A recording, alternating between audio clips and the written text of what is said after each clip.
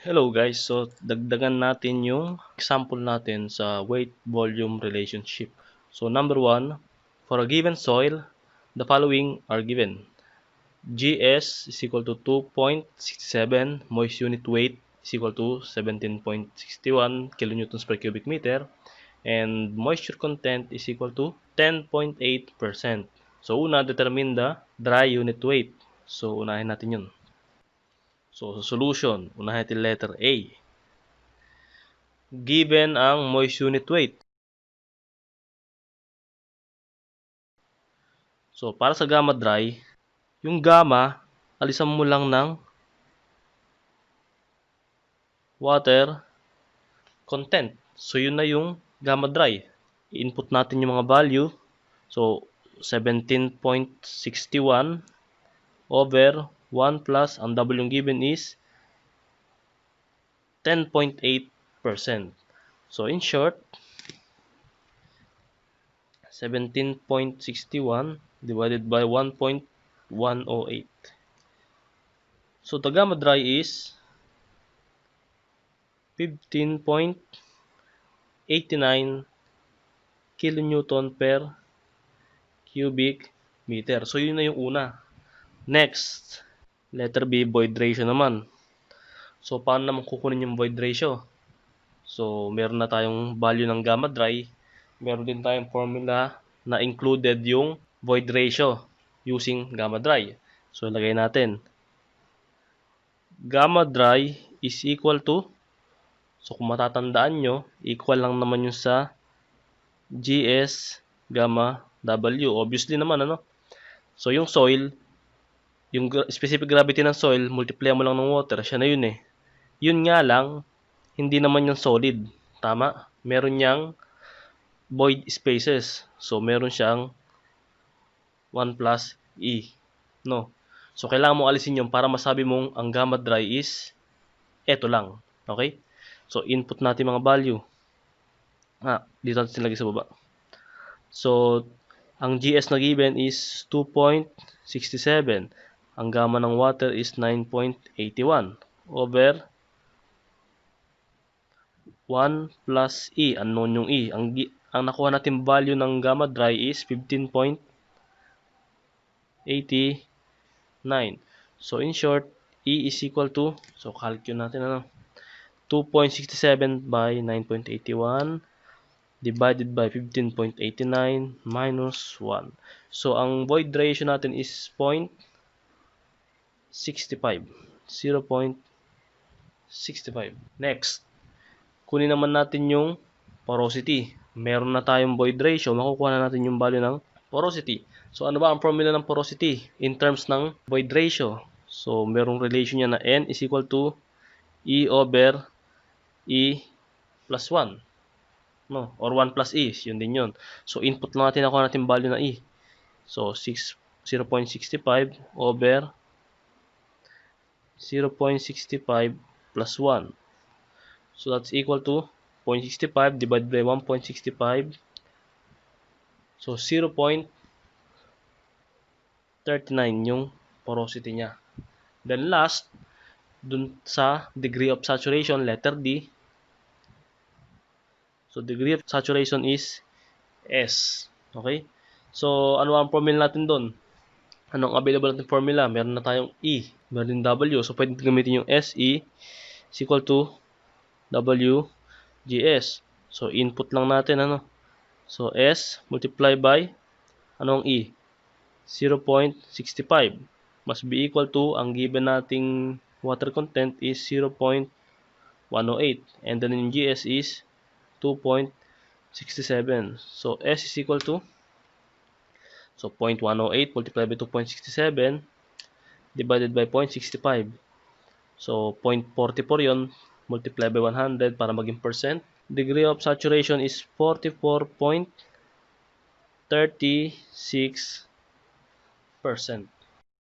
Next problem tayo, number 2. Refer to the problem number 1 daw. Determine the weight of water in kilonewtons to be added per cubic meter of soil. So, sa una, letter A, kapag daw 80% degree of saturation. Sa pangalawa naman, kapag 100% saturated. So, paano natin malalaman kung saan natin i-input yung saturation na yun? So, paano natin masasabi saturated? Ibig sabihin, basa.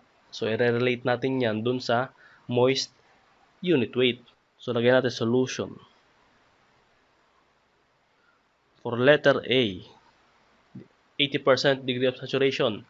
Kailangan moist unit weight. So, yan na yung moist ha. Gamma is equal to, ano ang formula ang gagamitin na included ang saturation? GS plus SE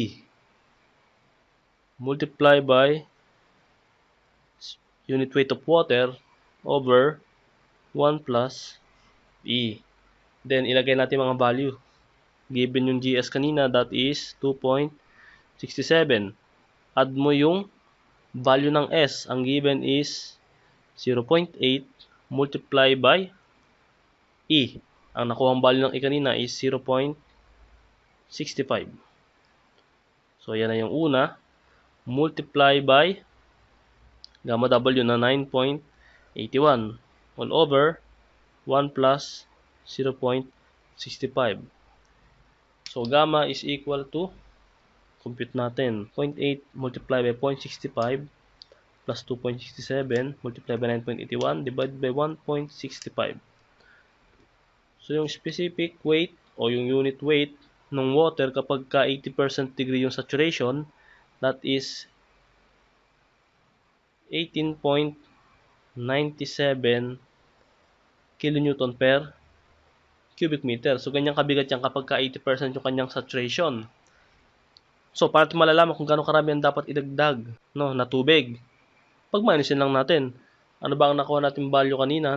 So, sabihin natin munang water to be added.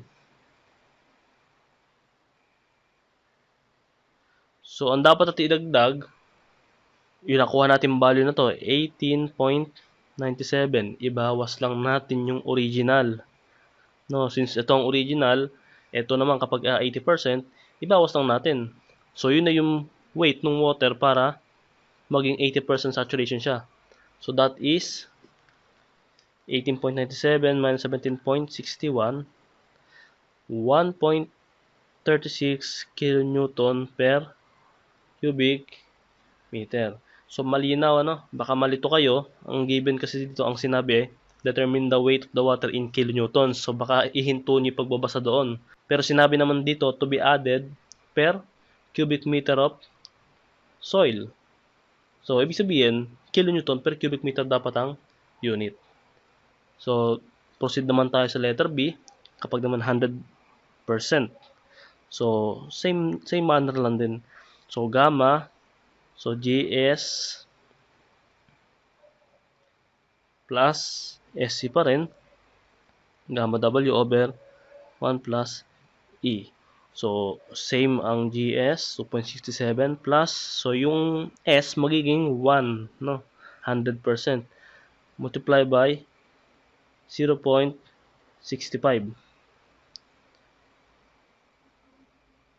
So, multiply by 9.81 all over 1 plus 0.65 pa rin.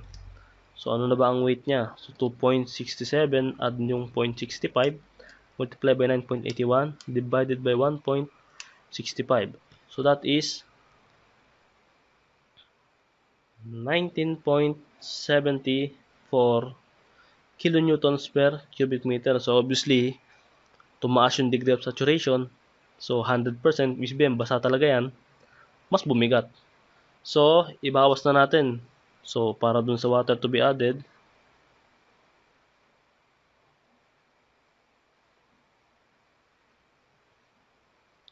so 19.74, bawas lang yung original na 17.61. 19.74 minus 17.61, that is 2.13 kilonewtons per cubic meter. So, yun yung idadagdag mong tubig. Okay? Next problem, number 3. A 0.4 cubic meter moist soil sample has the following. Given yung mass, moist na basa, 700 111.2 kilograms. Dry mass is 623.9 kilograms. Specific gravity 2.68. Ang tanong, moisture content, moist density, dry density, void ratio at porosity. So para sa solution, unahin natin letter A. So for letter A, moisture content, that is equal to weight ng water over weight ng soil. So soil solid yung S ha. So ibig sabihin, ang weight ng water, kung yung isa ay moist, yung isa naman ay dry, pag minusin lang natin yun, makukuha natin yung weight ng tubig. That is 711.2 minus 623.9 over 623.9. So ito yung water content. 711.2 minus 623.9 divide 623.9. So meaning ang water content is 13.99. So sabihin natin 14% ang water content o moisture content. So sa letter B naman, determine the moist density. So moist density, same na same lang yan. Rho is equal to mass over volume. Ano ba ang mass? Mass is equal to 711.2. So yung volume naman ito, ang given is 0.4. 711.2 divide 0.4, that is 1,778. This is kilogram per cubic meter. Then sunod, letter C, dry density naman. So para naman sa dry, lagyan na natin ang dry dito. So lagay natin dito yung mass ng dry. So lagay din natin yung dry, ano? Over same volume pa rin. So ang mass ng dry 623.9 over 0.4. So solve 623.9 divide 0.4, that is 1559.75 kilogram per cubic meter. For letter D, ang tinatanong sa letter D is void ratio. Saan natin kukunin yung void ratio? Pwede natin gamitin yung nakuha nating dry density kanina. So ilagay natin dry density. So this is dry must be equal to GS rho W over 1 plus E. So yung nakuha kanina is 1559.75. So ang GS is 2.68. Ang rho W is 1,000 over 1 plus unknown yung E. So E is equal to, input lang natin, 2.68 times 1,000 divided by 1559.75 minus 1. So ang E natin is 0.72. So yun yung void ratio. Then yung huli, for letter E, porosity, N. So meron na tayong value ng E, pwede natin isalpak yun. So this is E over 1 plus E. So ang E natin is 0.72 over 1 plus 0.72. So calculate 0.72 divided by 1.72. That is 0.42. So yun yung value ng porosity. Number 4. For a given sand, the maximum and minimum void ratios are 0.78 and 0.43 respectively. Given yung GS na 2.67, determine the dry unit weight of the soil when the relative density is 0.65 or 65%. Ngayon, lagyan natin solution. Andyan na yung relative density. So, ang formula natin sa relative density is dr is equal to E max minus E over E max minus E min. So, ibig sabihin, ang maximum E natin is 0.78. Wala tayo nung in situ na E. max is 0.78, and yung minimum is 0.43. Ang relative density naman natin is 0.65. So, ibig sabihin ng E is equal to, solve lang natin, 0.78 minus 0.43 multiply by 0.65. Bawasan natin ng 0.78. E is equal to 0.55. Then, makukuha na natin yung dry unit weight ng soil. Ang dry unit weight lang naman is gamma dry is equal, given naman yung GS, gamma W over 1 plus E. In short, ang GS natin is 2.67. This is 9.81 over 1 plus 0.55. So, ang gamma dry is equal to 2.67 by 9.81 divided by 1.55. So, 16.90 kilonewtons per cubic meter. Now, for number 5, the saturated unit weight of a soil is 19.8 kilonewton per cubic meter. The moisture content of the soil is 17.1%. Determine the following.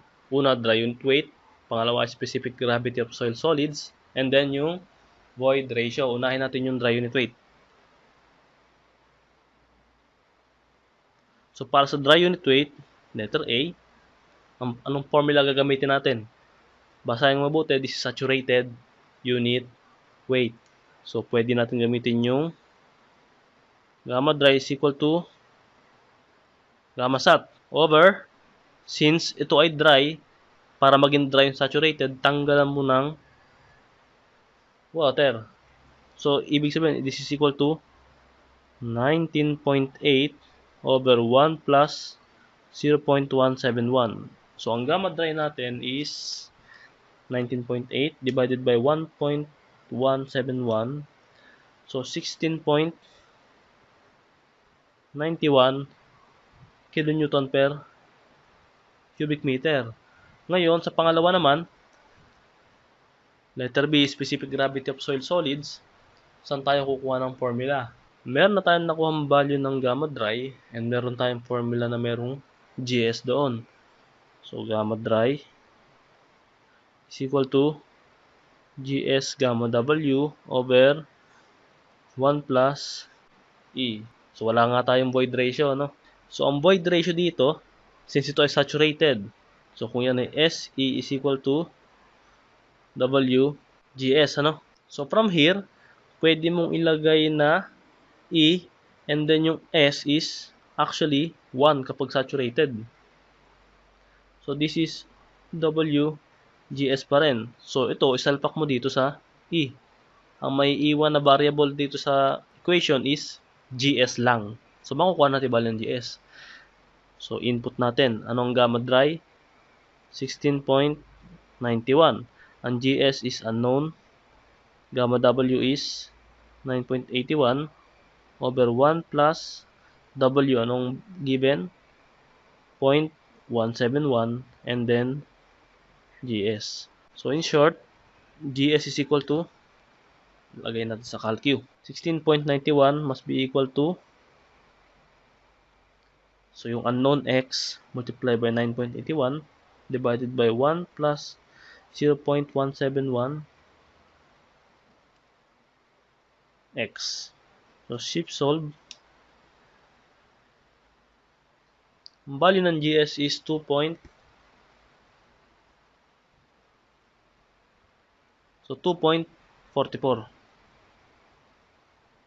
And isalpak natin dito yon. So, E is equal to 0.171 multiplied by 2.44. Makukuha natin yung value ng E. 0.171 times 2.44. So, value ng E is 0.42.